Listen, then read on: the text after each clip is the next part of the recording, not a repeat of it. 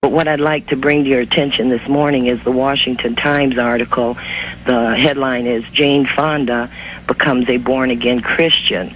And I'm stunned that no one else has mentioned this morning in the light of the fact that she and her wonderful husband, Ted Turner, who I admire greatly, has made some pretty disparaging remarks about Christians and has kind of taken it on the chin. But according to this article, one of her longtime critics calls it a conversion, right up there with Saul of Tarsus. And I wonder if the Christians who are paying attention might pray for Jane. Thank you for everything, Brian. I love your show. Thanks. And by the way, you must not have been listening earlier because we talked about this. And of course, when I need it, I can't find it. It's somewhere on the desk. On the front of the Washington Times. Oh, I know. I only noticed it this morning. I couldn't believe it was the only paper I was seeing it in. Well, it appears to be an element in the separation between, if you can have separate between. No, her separation from Mr. Turner. It came from here. It's an old story. Let's say what's today is the 14th. It started on January the 6th on a .com, a worldnetdaily.com. Joseph Farrow was responsible for the story. And the story in the Washington Times basically parrots what he said. And it says Fonda becomes born-again Christian, and she goes to the church, among other things, of her chauffeur down in Atlanta. Yes. And what would you like to... Are you a Christian? I'm not.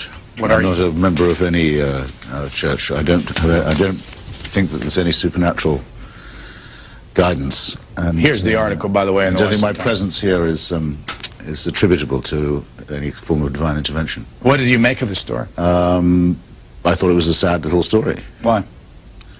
Well, someone who's getting a bit old and a bit silly and perhaps lacking for attention, and who I would have thought it would have been content with being born once, which is all that in fact she's ever going to be. Or any of us are. We're only going to be born once. So all this born-again stuff just gets me down, gives me a pain. It says in this article, I'm extremely impressed with the genuineness and the sincerity in her search for spirituality and wholeness. The Reverend Gerald Durley, pastor of the Providence Missionary Baptist Church in Atlanta, where Miss Fonda has attended services, told the Atlanta Journal-Constitution, I think she's found a certain sense of peace among people who found peace with Christianity.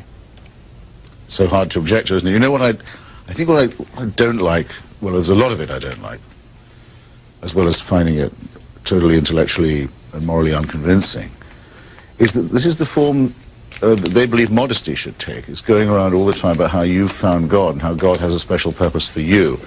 And this is construed as humility. It seems to me the height of immodesty to say that you've been chosen in this way or selected, or that you could possibly know that you had been. It's arrogant and conceited and egotistic.